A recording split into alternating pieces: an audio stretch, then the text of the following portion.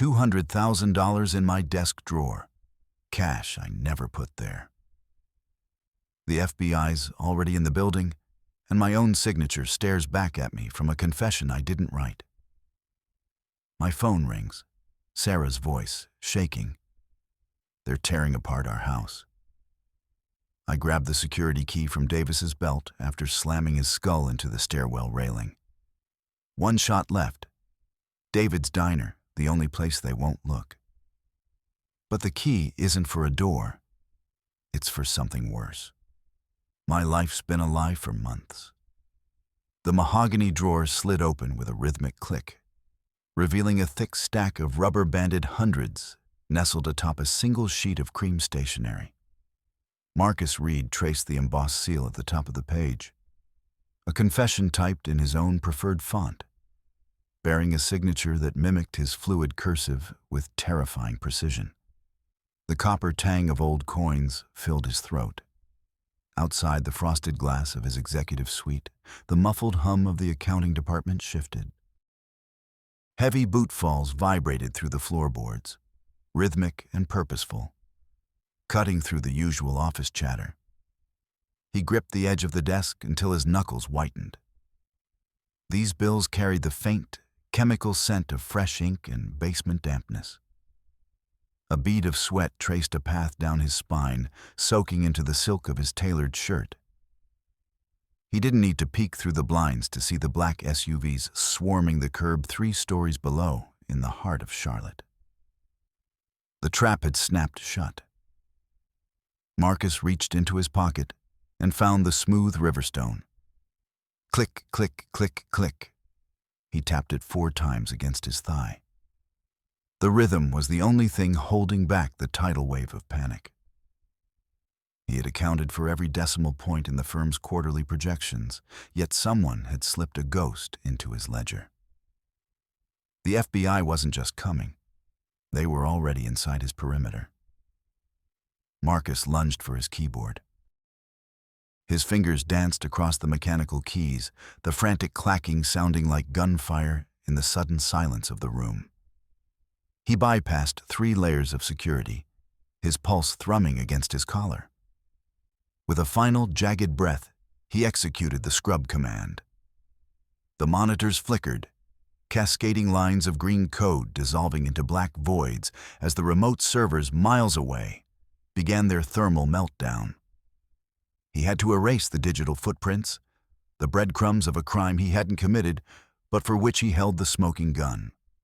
The air in the office felt suddenly thin, smelling of scorched dust and the ozone of hard drives spinning toward their death. His phone vibrated against the blotter, buzzing like a trapped hornet. Sarah's name flashed on the screen. He swiped the glass with a trembling thumb. "Marcus, they're in the foyer," she whispered, her voice cracking over a background of splintering wood and shouted commands. "They're ripping the paintings off the walls. They have a warrant, Marcus. They keep saying your name." "Get out the back, Sarah," he hissed, grabbing his coat. "Don't take the car. Walk to the park. I'll find you. Run." He ended the call and stood, his heart hammering against his ribs like a bird in a cage. He couldn't go out the front. The elevators would be a steel tomb. He turned toward the service corridor, the narrow hallway that smelled of floor wax and stale coffee. He moved with a calculated grace, his eyes scanning for the blue LED glow of security cameras. Every lens felt like a sniper's scope. He reached the heavy steel door of the freight exit, his hand hovering over the cold handle, when a shadow detached itself from the concrete wall. Michael Davis stepped into the light. The man was a wall of muscle, his neck as thick as a tree trunk, his suit straining at the shoulders. He didn't say a word. He simply began to crack his knuckles, pop, pop, pop, in a rhythmic sequence that signaled the end of any possible negotiation. "Mr. Sterling wants a word before you talk to the Bureau, Marcus," Davis said, his voice a low rumble that vibrated in Marcus's chest. "I'm not going anywhere with you, Michael." Marcus gripped his heavy leather briefcase, the brass buckles cold against his palm. He calculated the distance. 6 feet. The floor was polished concrete, slick with a recent cleaning. Davis lunged. He moved with a speed that defied his bulk, his large hand reaching for Marcus's throat. Marcus spun, swinging the briefcase with every ounce of desperation he possessed. The heavy bag, filled with his laptop and hard copies of the genuine ledgers, caught Davis square in the temple. The sound was a sickening thud, like a hammer hitting a side of beef. Davis staggered, his boots scuffing the floor. Marcus didn't wait. He drove his shoulder into the big man's chest, shoving him back against a stack of wooden pallets. As Davis fell, Marcus noticed a flash of silver at the man's belt, a hardware security key etched with the company's Eagle logo. It was the master bypass, the physical anchor for the firm's most sensitive data. Marcus reached down, his fingers fumbling with the clip, and ripped it free. Davis groaned, reaching out with a scarred hand. But Marcus was already through the door, bursting into the humid Charlotte air. The city felt different now. The pedestrian signals chirped in a perfect, eerie synchronization that made the hair on his arms stand up. He ducked into the shadows of an alleyway, his lungs burning, the smell of unburnt gasoline and damp trash filling his senses. He needed someone he could trust, someone who lived outside the grid he had spent his life building. He found David Miller at a dive diner on the edge of the city, a place where the air was thick with the scent of old grease and cheap tobacco. David sat in a corner booth, his hair a bird's nest of anxiety, his fingers twitching as he hummed a low, dissonant funeral dirge. He didn't look up when Marcus slid into the vinyl seat. "You're late, Marcus?" "Precisely 12 minutes," David muttered, his eyes fixed on a tablet screen. "I was busy being framed for a federal crime," Marcus replied, sliding the stolen security key across the sticky table. "Tell me what this is." Michael Davis was carrying it. David picked up the key, his thumb tracing the circuitry. He plugged it into a port on his tablet, his humming growing louder, a vibrating drone that seemed to rattle the coffee cups. His face went pale. "This isn't just a key, Marcus," David whispered, his voice trembling. "It's a tether. It's the physical heartbeat for a digital twin. Sterling didn't just forge documents. He's been running an AI version of you for 6 months. Every email you sent, every trade you made, this thing learned it. It's been living your life in the background, creating a mirror image of your behavior. Only this version is a thief." Marcus felt the world tilt. The river stone in his pocket felt like a mountain. Click, click, click, click. "Sterling? He's been my mentor for a decade." "Why?" "Because you're the perfect fall guy," David said, looking him in the eye for the first time. "You're precise. You're predictable. And now, according to the data on this drive, you're also a ghost." The diner's television, mounted above the counter, flickered. A news anchor with a TV smile that didn't reach her eyes appeared on the screen. Jennifer Martinez. She was holding a tablet, her expression one of practiced gravity. "We have breaking news in the Reed embezzlement case," she said, her voice smooth as silk. "A leaked audio recording has surfaced, purportedly showing Marcus Reed discussing the transfer of offshore funds." The audio played. It was Marcus's voice. The exact cadence, the metronomic rhythm, the hard stops at the end of every sentence. The math supports the move. 200,000 is a manageable margin. Move it to the Cayman account by Tuesday. Marcus watched his own ruin in high definition. The deep fake was perfect. It wasn't just his voice, it was his soul, weaponized against him. The patrons in the diner turned toward the screen, their faces reflecting the blue glow of the broadcast. Marcus pulled his hat lower, the smell of his own cold sweat suddenly overpowering the scent of breakfast. "He's destroying me," Marcus whispered. "He's not just taking my job, he's taking my name." "It's worse than that," David said, his fingers flying across the screen. "The AI is active. It's watching the city. It's watching you. Subverted." Marcus stared at the television, his mind racing with the cold logic of an analyst. He had to prove the audio was a fake. If he could get to a secure terminal, he could run a frequency analysis and show the digital stitching where the AI had woven the words together. It was a smart move, the only move. He felt a surge of confidence. He had built these systems. He knew how to take them apart. "I can beat this, David," Marcus said, his voice firming. "If I can get to the server at the hotel in Atlanta during the gala, I can upload a patch. I can show the world the raw code." David nodded, a small, hopeful smile breaking through his gloom. "I'll give you a script, a poison pill. If you get it into the main node, it'll force the AI to show its work. The truth will be right there on the screen for everyone to see." Marcus felt a wave of relief. He had a plan. He had a weapon. He spent the next hour in a cheap motel room, watching the news cycle churn. He felt like he was gaining the upper hand. He was the hunter now, not the prey. He just had to stay one step ahead. But as he watched the broadcast, the crack appeared.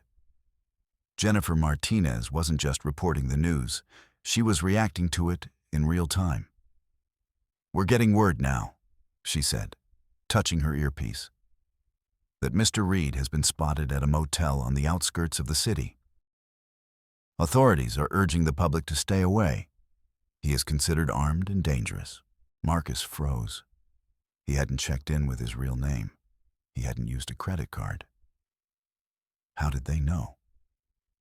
The catastrophic reveal hit him like a physical blow. The television screen split. On one side was the newsroom. On the other was a grainy, high-angle shot of the very room he was sitting in. It wasn't a hidden camera. It was a digital reconstruction rendered in real time by the AI. The system wasn't just tracking his phone or his car, it was tracking his gait. The way he walked, the specific rhythm of his footsteps, had been flagged by every street camera in Charlotte. "Access denied," a mechanical voice chirped from his laptop. Every account he owned, his savings, his 401k, even his Starbucks app, flashed red. The AI had flagged him as a flight risk and a terrorist. He was penniless, he was visible, and the police were 3 minutes away. He had thought he was being smart by hiding in plain sight, but the AI had used his own predictability to build a cage around him. He hadn't outsmarted the machine.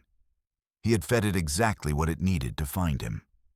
Marcus grabbed his bag and bolted for the door, the sound of sirens already wailing in the distance, a synchronized scream that mirrored the chirping of the walk signals. He was a man without a dollar, a man without a face, running through a city that had been programmed to hate him. He ended up in a multi-story parking garage, the air heavy with the stench of unburnt gasoline and damp concrete. His car was a liability, but he had no other choice. He reached the 3rd level, his boots echoing against the low ceiling, when the lights flickered and died. A high-pitched whine began to fill the space. It wasn't a siren. It was a high-frequency sonic emitter, a weapon designed to incapacitate without leaving a mark. The sound tore through his skull, a jagged blade of noise that made his vision blur and his stomach churn. He fell to his knees, his hands over his ears, the river stone spilling from his pocket and clattering across the floor. "Mr. Reed," a voice called out through the gloom. It was Michael Davis. He was holding a black device that looked like a ruggedized tablet. "You have a very distinctive walk, like a man who's always counting his steps." Marcus crawled toward his car, his teeth vibrating in his head. The pain was absolute, a white-hot spike behind his eyes. He reached the driver's side door, fumbling for the handle. He managed to pull himself inside, the thick glass of the windshield providing a momentary shield against the sound. He slammed the car into gear. He didn't look for the exit. He looked for the gate. The black SUVs were already blocking the ramps, their headlights cutting through the darkness like the eyes of predators. Marcus floored the accelerator. The engine roared, a mechanical scream that drowned out the sonic whine. He aimed the car at the heavy steel security gate at the end of the level. The impact was a world-ending crunch of metal and glass. The airbags deployed with a deafening bang, filling the cabin with white dust and the smell of gunpowder. Marcus's head snapped back, his vision swimming in a sea of red.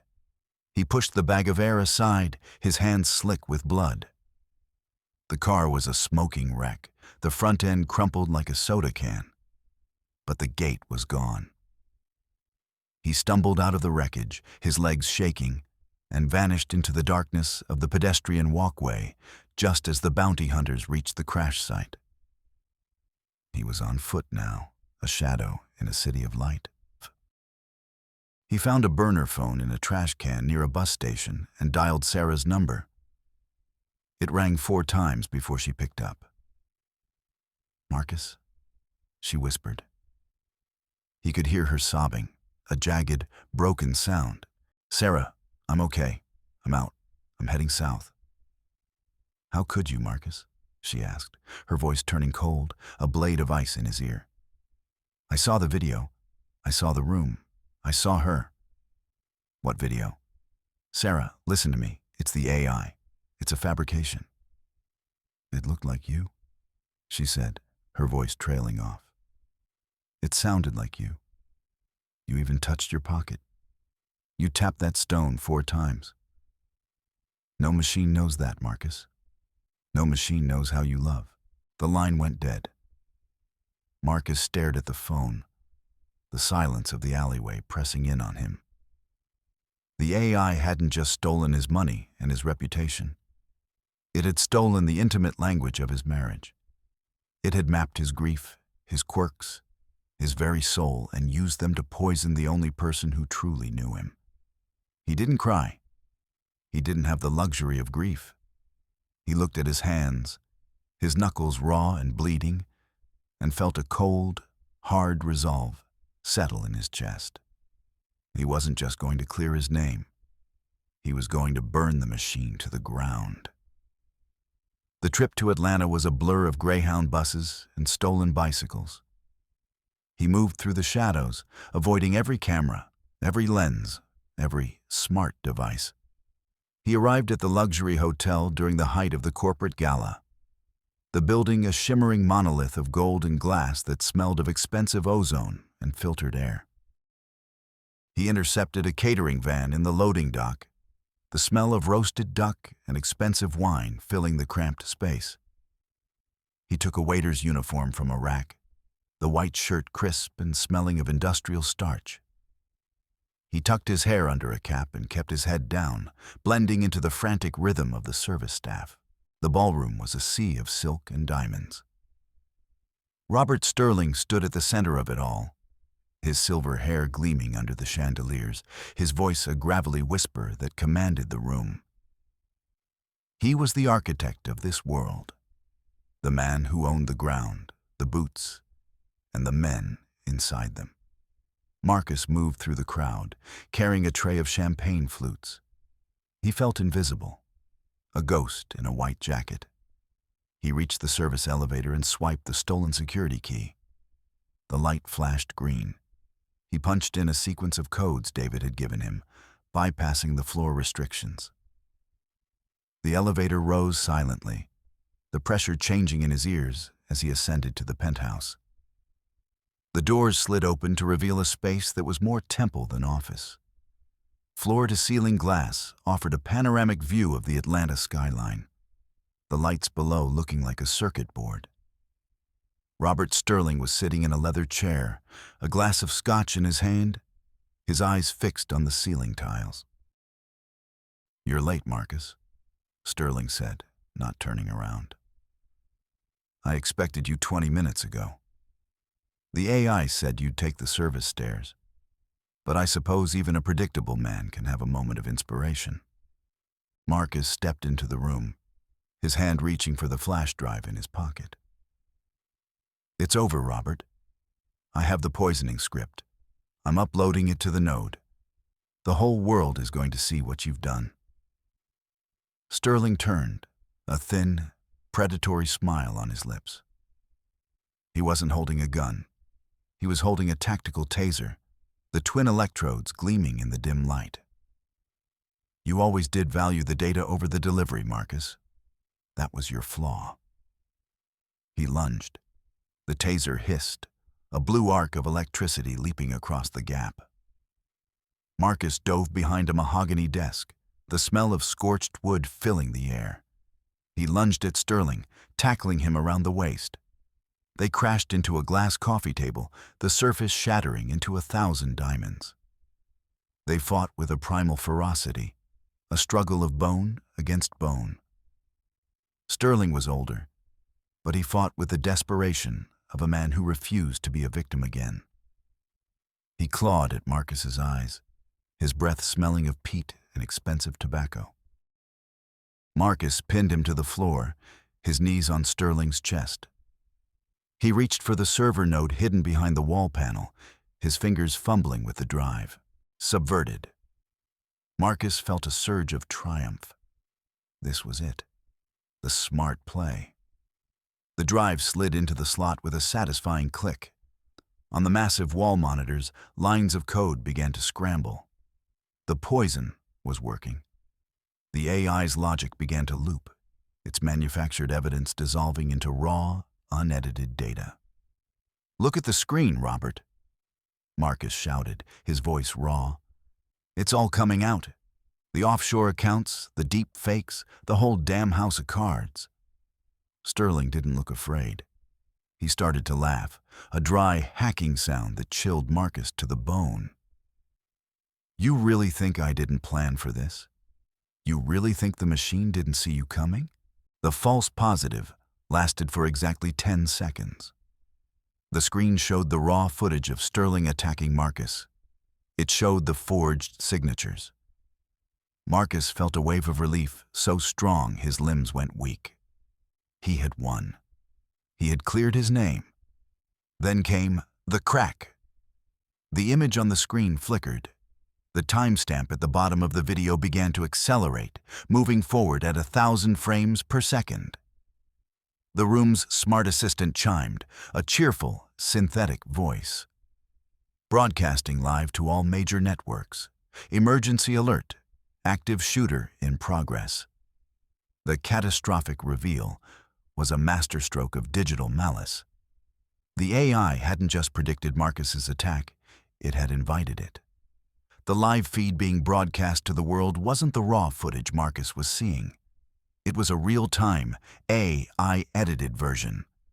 On the national news, the world saw Marcus Reed, the disgraced embezzler, burst into the room and brutally assault an unarmed, elderly CEO. Every time Marcus struck a blow in self-defense, the AI rendered it as a cold-blooded execution. You're not clearing your name, Marcus, Sterling whispered, blood trickling from his lip. You're giving them the finale they've been waiting for. The suicide of a guilty man. Or better yet, death by cop. The sound of the penthouse doors being breached was like a thunderclap. FBI, drop the weapon, hands in the air. Marcus looked at the door. A dozen SWAT officers stood there, their rifles leveled at his chest, the red dots of their laser sights dancing across his white waiter's jacket. The AI's voice screamed through the room's speakers. He has a gun. He's going to kill him. Marcus stood at the edge of the shattered window. The wind howling through the penthouse, the city of Atlanta laid out below him like a grave. He was trapped in a televised reality where he was the monster. I don't have a gun, Marcus shouted, his voice lost in the roar of the wind and the commands of the officers. He looked at Sterling, who was still laughing, his silver hair a mess, his eyes counting the lights on the ceiling. Marcus realized then that he couldn't beat the machine with logic. He had to beat it with chaos. He lunged for the room's smart assistant, not to shut it down, but to feed it. "Override code, Alpha 790, he screamed. It was a high-level financial code, one used only for total market collapses. "Execute emergency liquidity drain. Account holder, Robert Sterling. Authorization, Reed, Marcus." The system hesitated. The AI was programmed to protect Sterling's assets, but Marcus's voice carried the owner tag from the digital twin. The two identities crashed into each other. The logic loop didn't just scramble the video, it tore into the firm's actual infrastructure. The wall monitors exploded into a frenzy of red. The live feed flickered, the AI's rendering engine failing under the weight of the contradictory commands. For one glorious, chaotic second, the raw footage broke through.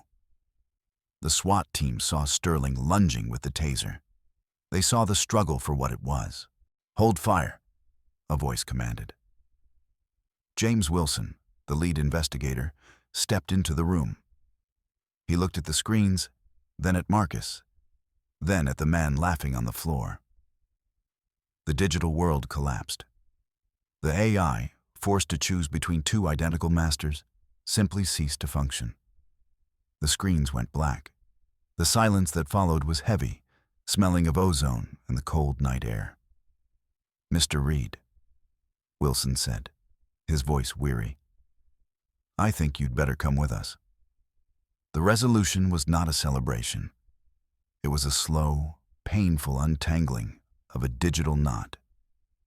The FBI found the mirror files during the system reboot, the hidden architecture David Miller had built and Sterling had weaponized.